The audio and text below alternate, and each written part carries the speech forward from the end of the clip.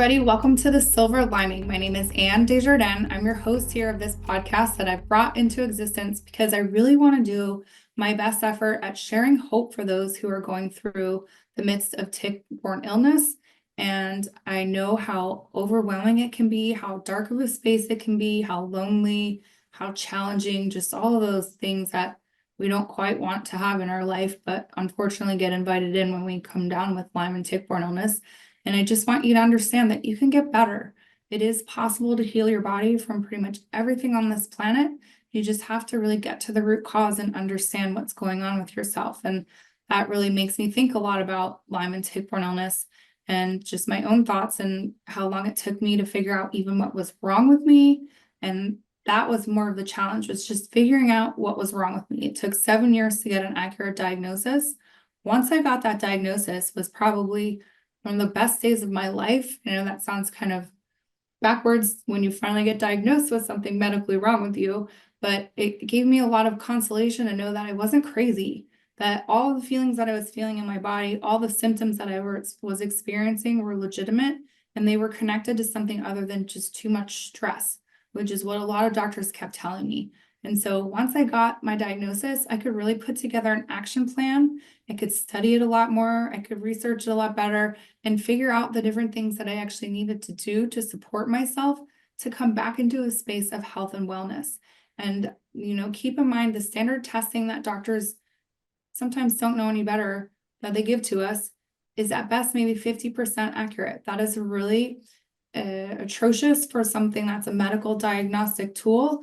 And a lot of people will get that standard 2-tier testing, the ELISA and Western blot, and they'll be told that it's negative. And there's a lot of reasons why that I won't get into because we don't have enough time to even do that today. But just know that those standard 2-tier testing is a disgrace. And if you're told that you're negative according to that, and you still have unanswered health challenges going on in your body, I would encourage you to consider getting much more sensitive testing. There are different places. There's a place called IGeneX that has, you can do it online through the help of your doctor. They have a full tick-borne panel illness that you, full tick-borne illness panel that you can get. If I could talk right today, that'd be great. It does cost sometimes a little bit extra, and sometimes it's not covered by insurance. So I'll just prepare you for that. But there are other places too. I think Vibrant is another place that has a really much more accurate test. And I, again, would just encourage you to go down that road. You're going to have to learn to be your own best advocate. Again, when you're struggling with unanswered health issues, a lot of times you're already going to have to be your own best advocate, and you probably already are well aware of it. Doctors have the best intentions in mind for people. I like to believe that. But they don't know everything. And this, unfortunately, is something that is very misunderstood in the medical community. There's a lot of undertones to why that is as well. But again, we'll save that for another day. My guest today, which I'm so grateful to have her here with us, Anna Brennan. Thank you for what you bring to this community. She has written a book called Ultraparent Thinking, which I really enjoyed tremendously. I blew through this book. It's a nice, easy read, in my opinion. Like, it just is written in a very easy to follow tone. And I wanted to just keep following along with her story.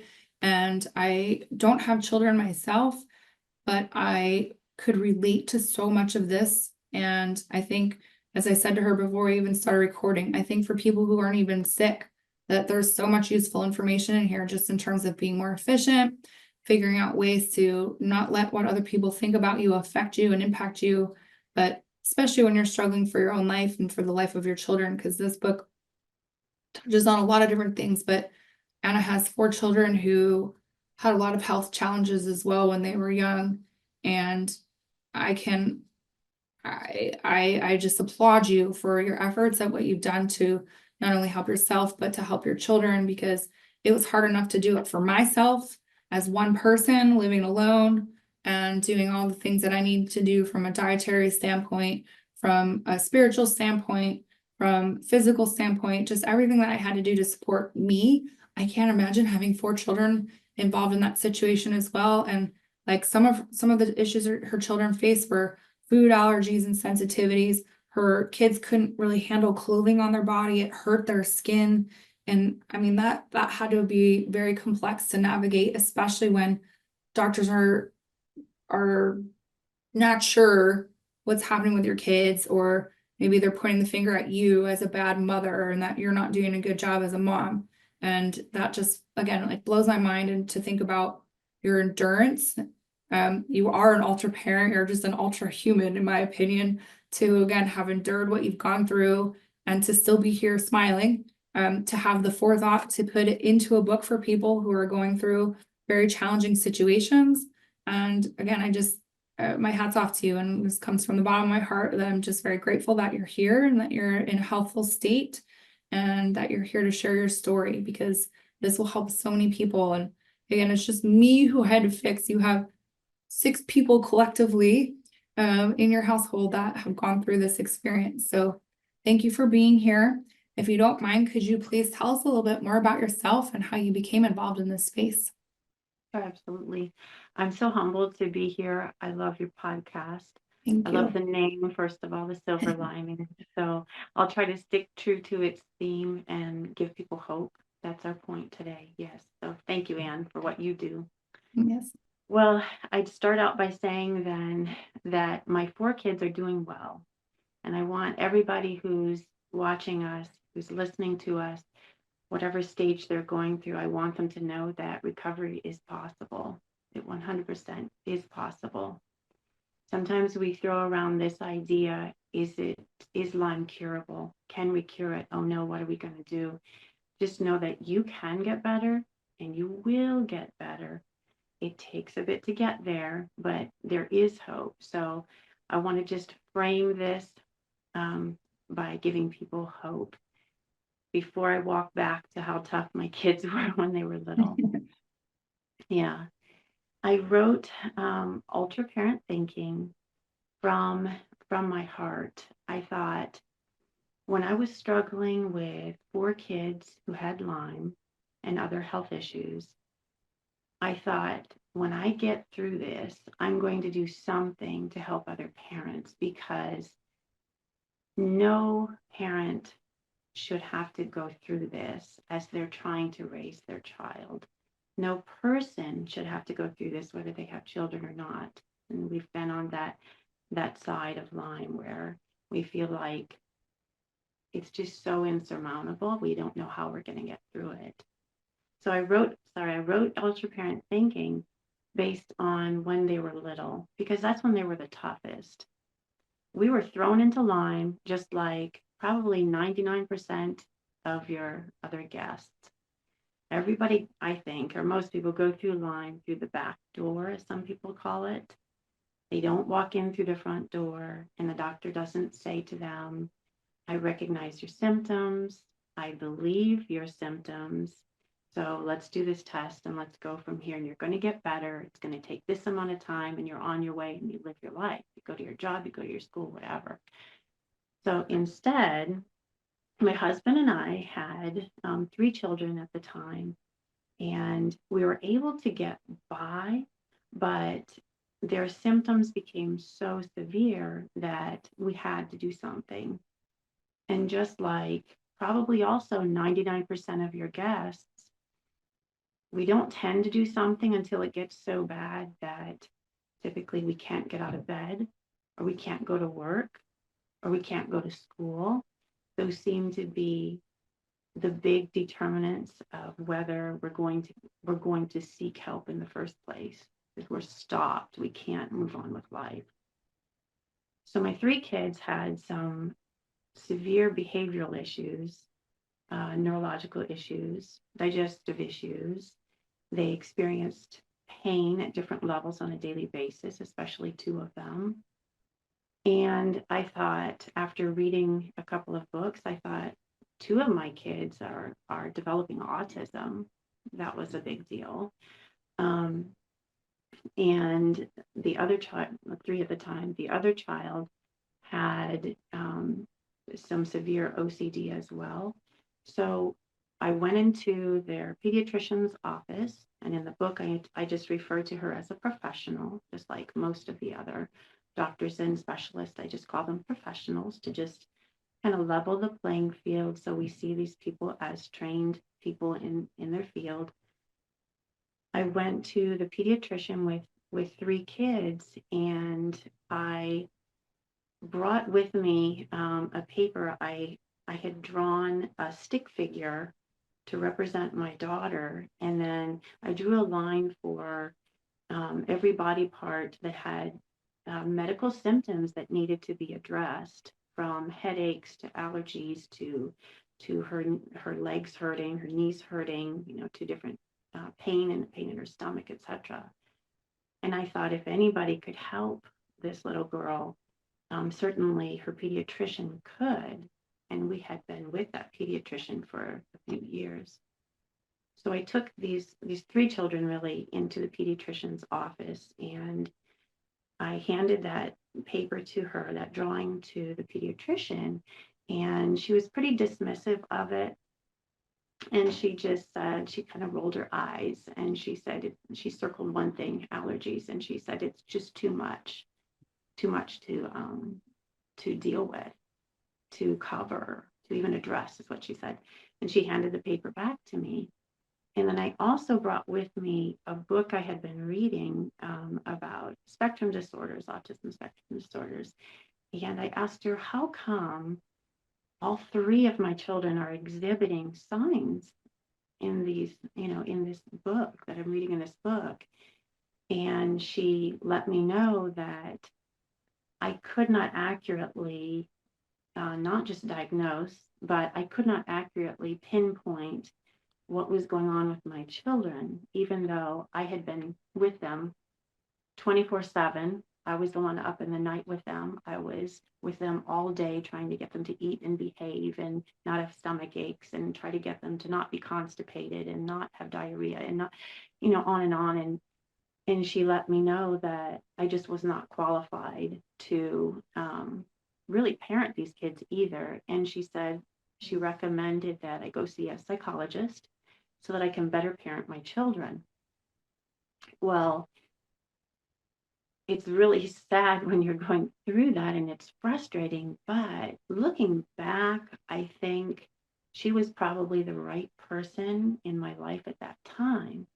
Because had she said, well, I'm going to try to help you, and had she strung my kids along a little bit and given some medication to my daughter, and tried to help my son and my other son with their issues, if she had done that, I think we would have stayed with her for years, and then we wouldn't have gotten to the person who, and the people who actually did save my kids' lives and actually help them become these productive people they are today. My kids today can, as I call it, pull off normal. That's the phrase that I use, and I think other people do too. My kids can blend in with society pretty much. They're still on some protocols. A couple of them are actively dealing with Lyme infection and with the co-infections that come with it. But we found, because of that pediatrician who didn't know anything about Lyme and all of their issues, we found a physician who happened to be Lyme literate. He was a specialist in the autism community. And yes, and he was an MD who first sought the gentlest protocols. So we were able to go to him for pretty much anything. Nothing seemed to stump that guy. And my kids made a lot of progress. In that time also, my husband and I had a 4th child, and we had four children seen by that physician. And thanks to him, my kids got better. They got a lot better. He's the one who suggested, let's test for Lyme. And when he said that, I thought, Lyme, what the heck is that? And he handed me a pamphlet on ticks, tick-borne illnesses. And that's where I first learned about what the heck a co-infection was. I thought that was a really bizarre thing too. And he led us through that. He led us through that whole path with Lyme. So when I think about it now, I think there are many professionals out there of many different sorts, whether they're physicians or chiropractors, craniosacral therapists, whoever they are. There are so many professionals who don't know anything about what we're going through. And we end up losing so much time. Time is against us, really. We lose so much time on our way to finding the right professionals who can help us. But so there are so many sad stories about that. But there are also so many stories of physicians who do listen, who do change their career path in order to help us. So I guess my message then, Anne, is to people who are watching this. Yes, you're going to go through 10 doctors who aren't going to be able to help you. But remember, you still serve a purpose being in their office. You're introducing to those professionals that there's a stone unturned here. There's something else we need to address. So move on to the next one as fast as you can, but you serve a purpose. So I don't want to throw all the professionals under the bus because they're not all the same, you know. Yes. So yeah. That's a really good point to bring up. And I've actually circled back in my wagon and gone back and talked to the ones that weren't understanding of what I was going through or didn't have any answers for me. And I've done my best to educate them to know that this is a very likely outcome for some people, especially I know you're on the West Coast, but here in Pennsylvania, we have the highest rate of infection for 12 years in a row in the state. And we're a prime place for it. We've got the 4 seasons, we've got leaf litter, we've got moisture, we've got the things that they want to survive with, deer, you name it. And so you need to understand that tremendously. Like, again, the one place I went to just kept telling me I was too stressed. And they genuinely tried. My dad's a Western medicine doctor. They knew him. They did their best to help me as much as possible, just out of courtesy to him. I really do feel that they tried everything that they knew and they just didn't understand. And actually, one of the nurse practitioners that I saw at that place, years later, I was going to a dermatologist and he walked in and I was like, what's he doing here? He was over at this other place. Like, why is he here? You know, like he changed where he was at. And I told him what was wrong with me and I could see the color go out of his face. And he was like, oh my gosh, my wife is an infectious disease doctor. I'm so sorry. I'm not saying infectious disease doctor have the best reputation in this community, but I think the light bulb really went off for him of like, oh my God, that's what happened to you. Like, I'm so like, he was so sorry and so apologetic because he realized like what a horrible path I had to go down on my own. But it is good sense. And I think back to your family physician as well, your pediatrician. And, you know, I was just thinking, it's like, God doesn't send us people by mistake. God always sends us the right people on our journey. And I'm glad for you that in a sense that happened, that you were able to then get to somebody who really could support you the way that you guys needed to be supported and to show you the right path forward instead of just shading you and leaving you stuck with a lot of unanswered questions. Because we know this is a very complex illness and it really takes somebody who understands it to be able to accurately treat for it and to really help you get through all of the hurdles. And I never really heard anybody say that we come through the back door to this illness, but that's a really good way of putting it, is that you're not walking through the front door and it's not like, oh yeah, I've got this, help me out. And even if you're one of the lucky people that has a bullseye rash, you know, generally if you have a bullseye rash, you're not necessarily going to go through such a long haul because you can get antibiotic treatment right away. And 70% of those people will just go on with their merry life and never have a second thought to symptoms or any other problems that occur. But time is definitely of the essence here in this battle. And the longer that you go, the more time it has to do damage and burrow in deeper and affect the body in different ways. So, you know, if only it was that fast and easy for people, we wouldn't have these marathons that we have to run, to get to the end, to come to a place of health and well-being again. Right. Absolutely. 100%. Yeah. And I think sometimes when we first, when we get sick enough that we know we have to reach out and get help, I think of it almost like, I think of it in three stages or three levels. And the first one is you feel like you've been just picked up and plopped on an island and you can see the mainland, you know, that's the analogy I think of. You can see life going on without you. That's on the mainland, and you're on that island, and you don't have survival skills. You really don't know where you are. You don't have survival skills. You don't have the resources.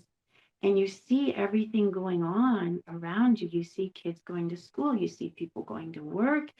You see people celebrating the holidays. You see people eating whatever whatever they want to eat, whereas you can't tolerate things. You see the world just keep on going without you. So you're on that island, and then it takes a while to gain those survival skills. And that's something that I tried to articulate in Ultraparent Thinking, in the book I wrote. I tried to articulate the precise survival skills that I acquired, because I didn't have them at first. I didn't even know where I was, didn't know what was going to happen with my kids. And you're on that island at first, and then you want nothing more than to get back to the mainland, right? To that normal. And then after some time, after trial and error, and sometimes being a little bamboozled by some things, trying certain things, everything is a risk and takes time and energy. Eventually, when you get better, when you happen to find the right people, when you find the right people who can help you, you're in a different level, a different stage, where you can kind of come and go a little bit to the mainland and the island. You can join the mainland, you can join your life, your job, your school, or what have you, but you still come back. You still come back to the island, you still regress. And then eventually you become that person who can be on the mainland and help people get off that island, basically. Yeah. But at first, you're kind of at a loss. Yeah. And then in the second level, I think you really want to reach out and help people, but every time you do, you tend to slip back a little bit. Or if you have kids you're trying to help, your kids slip back, they regress a little bit, And then when you reach that third level, I think that's when you write a book, you create a podcast, you become that. If you're a physician, you become that Lyme literate physician who can reach out and help other people. Yeah. I think I really like the analogy of being on an island, and like I'm just saying, I'm like, no, yeah, because there were so many times when people were doing their life and I was like, how are they doing this? How are people having kids? How are people going here, there, and everywhere? How are they? I can't even get off the couch half the time. Like, how is this possible? And I would cry. I would just cry and cry and cry. I think that's partly the infection in my brain, but it just was like it was like insulting in a sense to me, because I was used to being a doer, and there I was like crippled practically. And I tried to sell my house. Like I went through so many things because I was like, I can't even take care of my house. I can't even do laundry. I can't even cook for myself anymore. Like I'm at my end of my rope here. And so, but it is like, you see the mainland, you see all these people doing other stuff, and it's just like, man, how do I get there? How do I get back to that place? Because I don't like where I am over here, but again, where you are over here, you're really not sure where you are.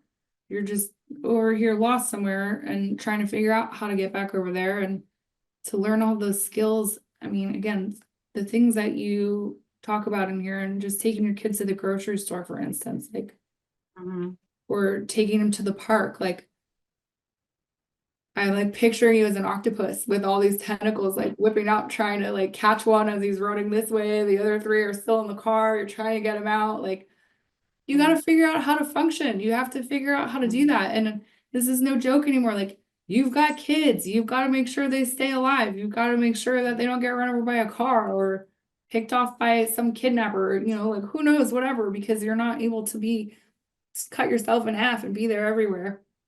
And so just like learning how to do that differently. And it's not like there's a guidebook that says to you, hey, Anna, this is how you have to do this with 4 kids that all don't feel well at different times and have got different things going on.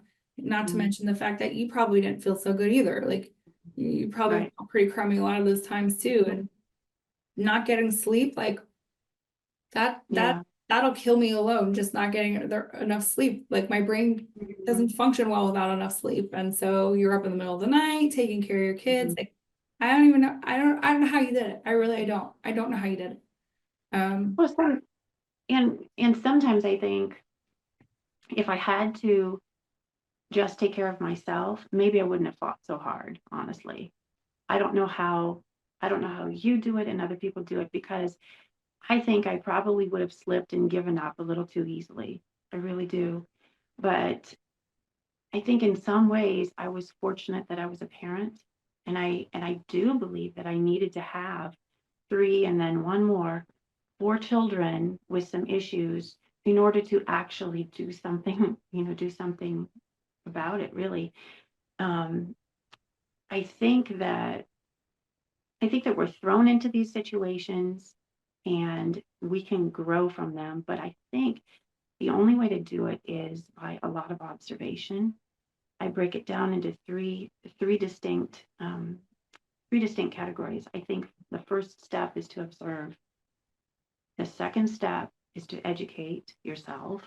And the third step is what I call dedication. That's where the work comes in. So if we go back to that first step for observation, what does it really mean to observe?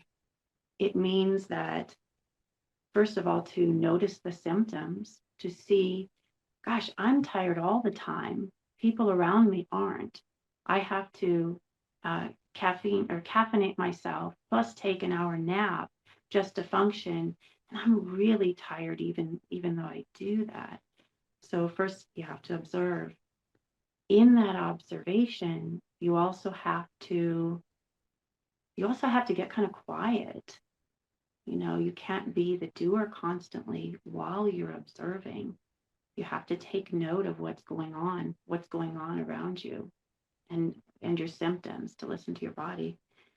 I think the second thing then, after you've observed what's going on, you've got to educate yourself.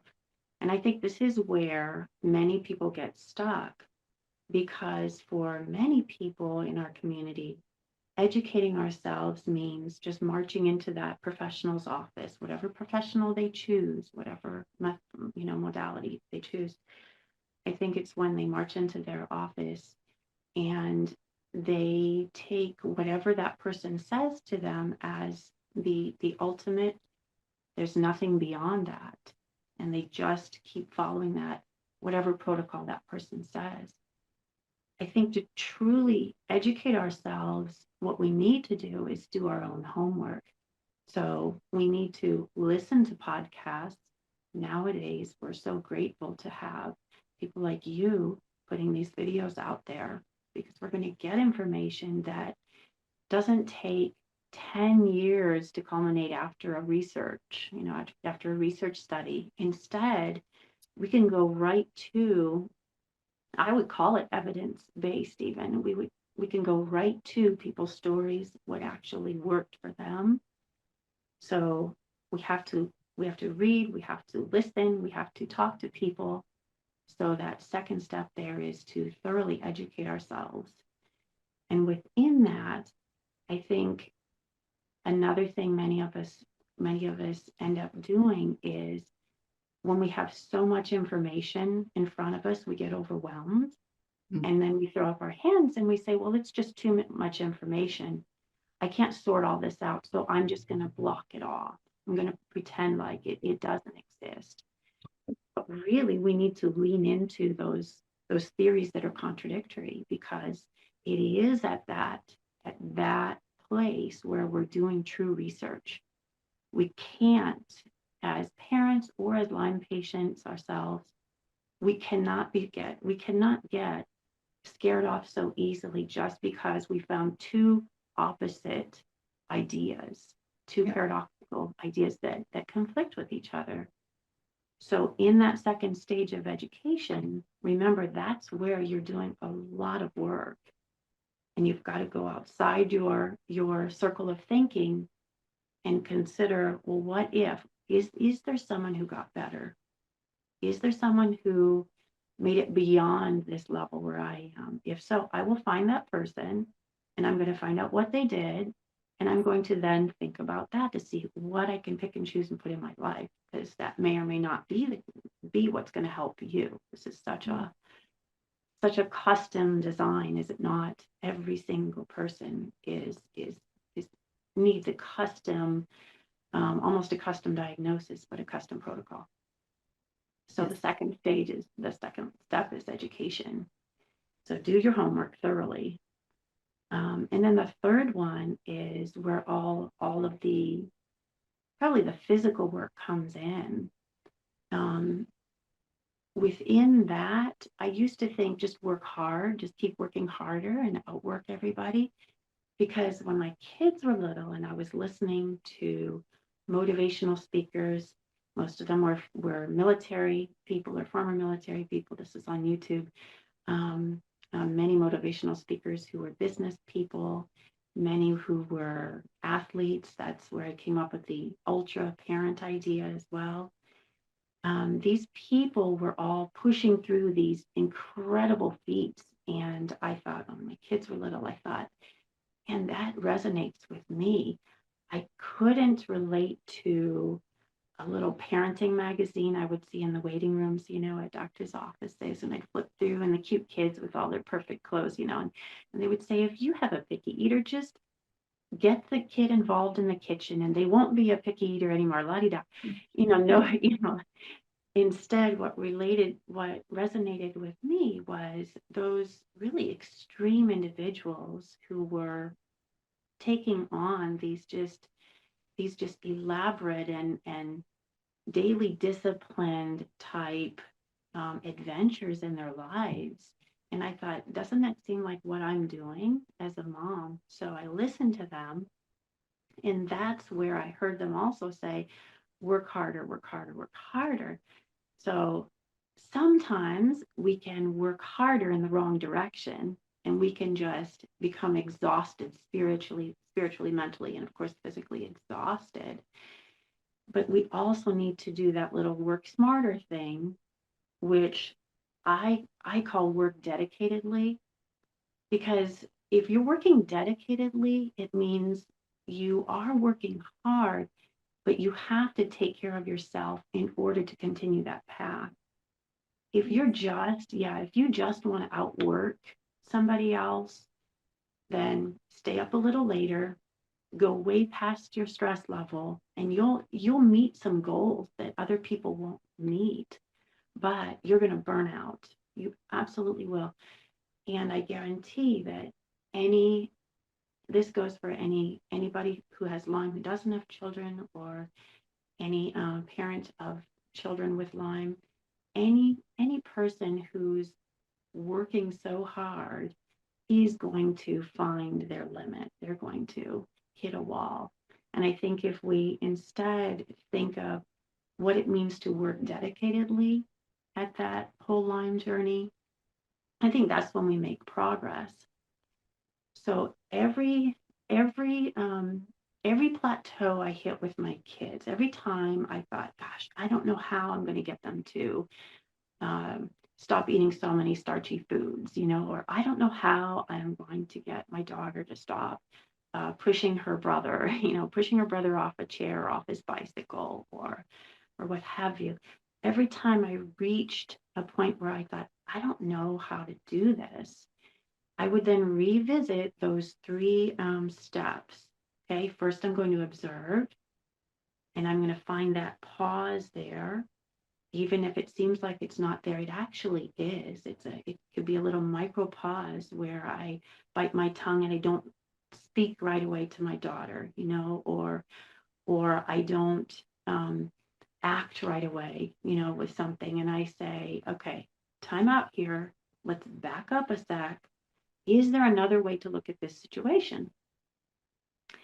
So first I would observe, and then I would educate myself. Well, what are some protocols other people have tried? What are some books I can get my hands on that might have the answer? And many times in my kids' case, once we found that wonderful dear physician who we were with for 13 years, by the way, once when I would go into his office, he always had just a little piece that would move me a little farther along with them. So that's in the education part. And then, okay, it's time to roll up the sleeves and put the plan in action, because you can plan a whole bunch and be super, super smart, but if you're not actually executing your plan, it's really lost and nobody's going to benefit from all your work. So that's pretty much what I did. And I would repeat that cycle over and over and over. Time out, observe, educate, and then dedicate yourself, work on this. And then somewhere beneath it all, I had to also then take care of myself as my kids were just falling apart. And that analogy we like to use about put your own mask on first before putting on other people's masks, or your kids' masks in this case, on an airplane. I think that's a really good analogy. But in my case, I think I had to put my mask on while I was helping them with their masks, at the same time, kind of. Yeah. So, yeah, with my kids when they were really little, I wanted to take a time out and be able to go to the gym. I wanted to go for a run away from my kids so that I could take care of myself. But I found out pretty quickly that that wasn't going to be so easy to do. Instead, I had to take care of myself while my kids were there swarming around me pretty much.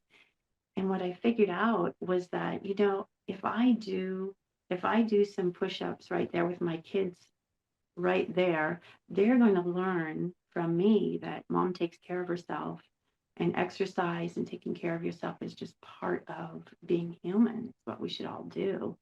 I used to lift weights and use bands right there with my kids, and then they got the message that we all need to exercise. We all need to take care of ourselves. So that's some of what we went through. Yeah. And I'm just sitting here listening to you and your tone of voice and your demeanor. Your kids got really lucky in who they chose for their mom, right? Like, you're very well suited to, I feel like you've got patience with a saint. Like, you are very calm in the fact that you could even really break it down to something so analytical to help them versus just like throw your hands up in the air, completely overwhelmed. Like, that's a real gift that you have in being a very good mom and being an understanding soul to help them again understand the direction that they need to go. And I'm glad that you were there to set a good example for them and show them some of the things that we should be doing as responsible humans to take care of ourselves. But honestly, like, so again, some of the stories that you relay in your book, I'm like, oh my God, I'd probably strap the kid, like, they'd be in the closet or like stapled to the wall somewhere or whatever, because I don't have the patience for that. Maybe that's why I don't have children. But just again, like, the nature of your being is just, I think, very critical in this equation in helping them to get forward and to have such an understanding soul and such a soft place for them to land and for them to be in a place where you love them unconditionally. And I know that's what we all want from our moms, is to be loved unconditionally. Some of us have it, some of us don't, but um I'm still like, I don't know how you did it. And I think that's really good advice for people. And it's hard sometimes to do the research. It's hard to do the educate part, especially when you don't feel well and your brain's not like grasping things. I know when I was in zombie zone, I had a really hard time reading or even watching TV. I couldn't remember what I was doing. I couldn't remember what I was reading. Like I'd read a sentence and then I'm like, wait, what was that sentence? Like I couldn't retain any thoughts in my head. And so slowly but surely you gain ground. You figure out new ways or different little breadcrumbs again to help. And as you're mentioning, like it is a very bio-individualistic approach. There's no two people who are the same. Everybody has their own unique constitution, their own unique blend. And so there isn't, again, a guidebook specifically on how to heal. It is through listening to other stories like yours, like mine, like all the other guests that I've had on my show, and taking what really resonates with your soul, in my opinion, and using that. And your book really does shed a lot of light on some different strategies and some different approaches and different ways to think about things. But again, as you're talking this whole time, I'm just like, man, you're such a good mom. You're such a good mom. And like, you're just so calm. And I can imagine amongst the chaos, especially like younger kids, there's so much energy and everything already.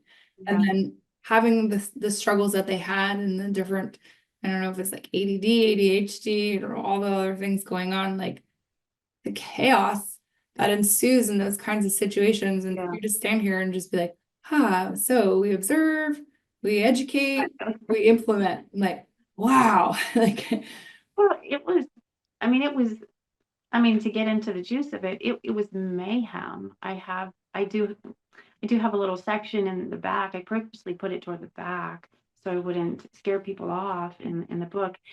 I do have a little section where I took a sample of the log that I wrote when my kids were little, and I basically journaled. I call it a log, but I journaled their symptoms because I would rush into the doctor, their physician, their dear physician who helped us, and I would say, okay, this is what they're doing now, and he would sort it out. He would take the time to read it. He would read, the details of what was happening. And I have lots of stories in the book about that. But back to that log, um, it was just mayhem daily. And, we talked a little bit about how it's hard for others to even understand what we're going through. It was a little piece of hell. That's what it was. It was a little piece of hell. I mean, I hate to sound so derogatory, but that's what it was. And when I had three, for example, I was holding somebody constantly, sometimes two babies, but I was holding them constantly. I ended up having four children within 5.5 years. I don't know. I thought that was a great idea at the time, And now I'm so grateful that I did. And I love that they're close together. And they're so grateful that they're so close together. We made it through. But walking it back, there were days, many, many days, where I would be just constantly holding somebody. And the moment, I kid you not, Ann, the moment I would put somebody down, set the 2-year-old on the floor, the next kid would then see mom's arms are empty and they would come to me, and they would just be so they would cry so much during the day, and it was chaotic. And somewhere in there I got to the place where I bet you got to as well in your Lyme journey, where you said, okay, I'm either going to not make it or I'm going to make it. I'm going one of those routes here, and it comes down to a decision sometimes. So I thought, if this was going to be our life, this chaos, this mayhem, where the kids were lethargic or way too energetic after eating a simple breakfast, where one kid is going to be aggressive toward another kid is going to have severe OCD, where he's not going to put on he's going to take 30 minutes to put on his shoes, or what have you. If if I'm going to, if that mayhem is our reality, then I need to accept it. I need to accept that this is our life.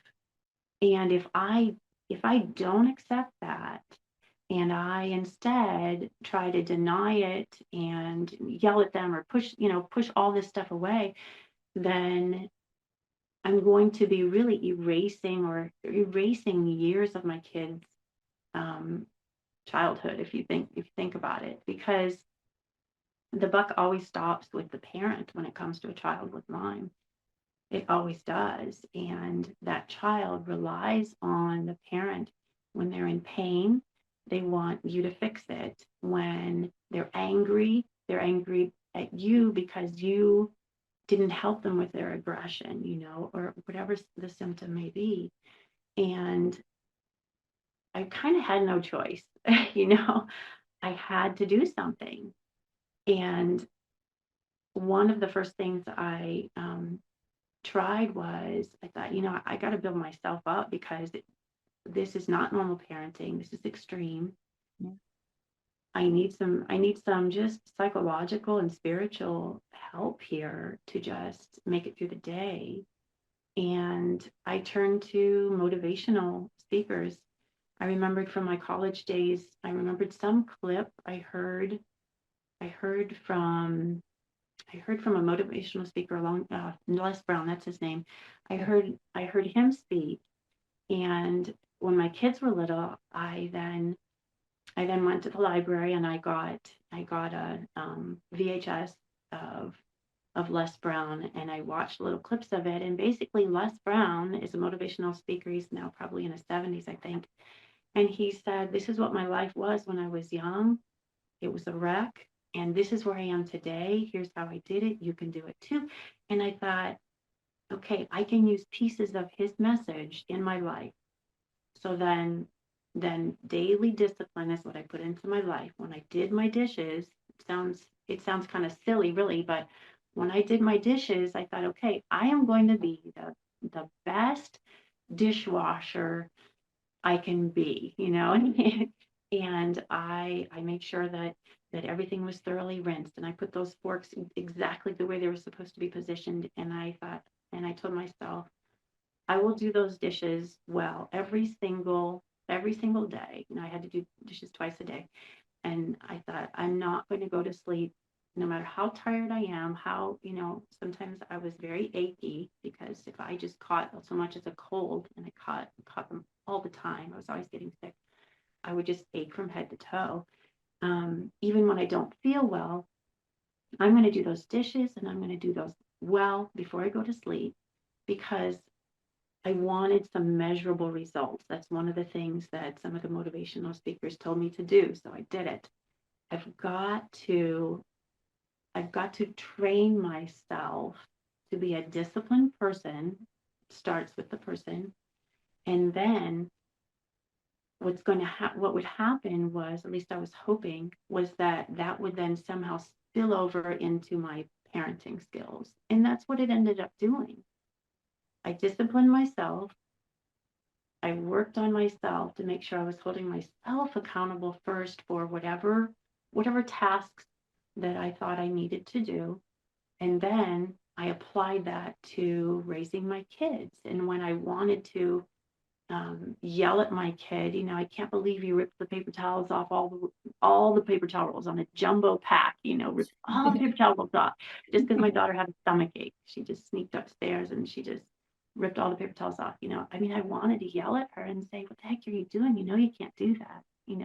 Put the, fix that."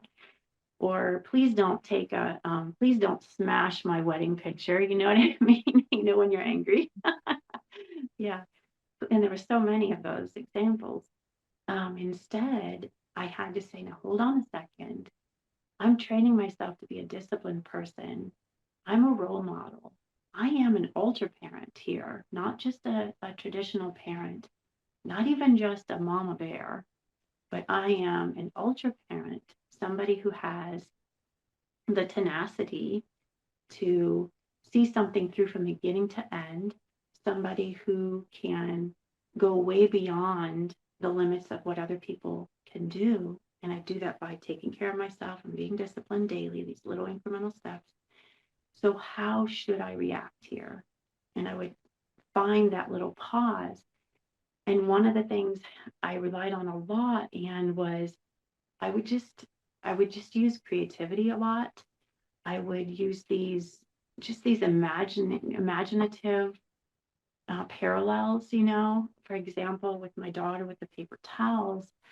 I would think, okay, I want to yell at her, I really do, but what if, this is one of the little things I created, what if I imagined there was an invisible attorney here at my shoulder saying, I represent your client, your daughter. I represent her, and it doesn't matter if she's in the right or wrong, but I'm going to come after you if you say the wrong thing here. And I would actually play those little mind games with myself. And I would say, I would, talk myself down, and I would think, okay, if I yell at her, this is going to be worse. And then my daughter is going to misbehave even more, and she's going to spout back and match my attitude. So instead, what can I say to her that her attorney would be okay with, Yeah. And I just came up with just a long list of techniques as I went through the days, weeks, months, years. And in my book, I list, in the one chapter, I just have a chapter called Techniques, and I list over 30 specific techniques that I did so as not to lose my mind, because we're all on the verge of losing our mind when we're in those difficult situations where we're way too tired, we're way too stressed, and we don't deserve that. We should be allowed to feel well, to be well, to send our kids to school and they feel well. We should be allowed to go to work, but we're in this situation. And I think that we can train ourselves to get through it. We can learn to find the right support system to help us so that we can be ultra parents or ultra Lyme survivors. And we can make a difference. I mean, you have made a difference in my life just from your podcast. I've listened to several of yours, and I've learned techniques that I never knew even existed. So I think when we join together in what we do have in common, even though you don't have kids, I do, we both have Lyme in common. And we have health issues even beyond, it doesn't just have to be Lyme, but we have some health issues, all of us in common. And I think that's how we're going to make a difference. And we're going to get to the point where people cannot, they can't not hear us, basically. They have to have better testing eventually. They have to have physicians who are going to care for us so that we can live normal lives. Yeah, that's my message. Yes. And I appreciate it very much. And I think that's why I relate to your book so well. You're like a motivational speaker, and you have so many techniques in there and so many tips and just ways to survive through something that is really arduous and hard. And this is, again, relatable to anybody's life. Anybody can read this book and get something out of it. There's so much in there that's useful for just average people, for people who are going through chronic illness, for people who have children going through chronic illness. And I just applaud you again for putting it in such an easily digestible format that it can really be a good guide and something that you can go back and reference. And I really just like the way that you laid out the whole thing. So thank you for that. And as a final thought here, my favorite question to ask is, what's the best thing that's happened to you as a result of getting Lyme and tick-borne illness? The best thing, oof. I think it's that I'm an educated, selfless person now. I think that's what it is, and I'm just really honored to make it to a place where I can now help other people. I think that is the number one best thing. Yeah. And I love it. And if people want to find you, I know that you're on Instagram. Are you on Facebook too? I apologize for not knowing the answer to that. You know what?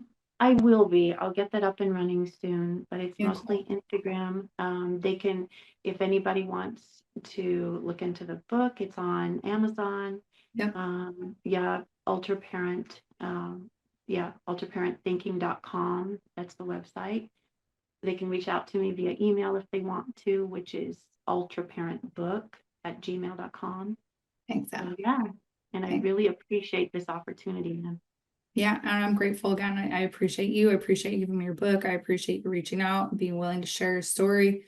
And I need to go onto Google and leave a review for you because again, this book was fantastic. And I would really encourage my listeners to check it out. Ultraparent Thinking by Anna Brennan. And you will definitely learn something out of it. It's not, you might learn 20 things out of it, let alone just one, but it is a well worth read. And I'm just grateful that you are in the capacity that you are, that you're well enough to think through things like this, that you can execute upon it, and that your children are doing well. And again, I just hats off to you for the fight that you've gone through. And I just wish you many more blessings and health and wellness in the rest of your life. So thank you so much, Anna. I really appreciate you. thank you, Anne. Likewise. Yeah, thank you.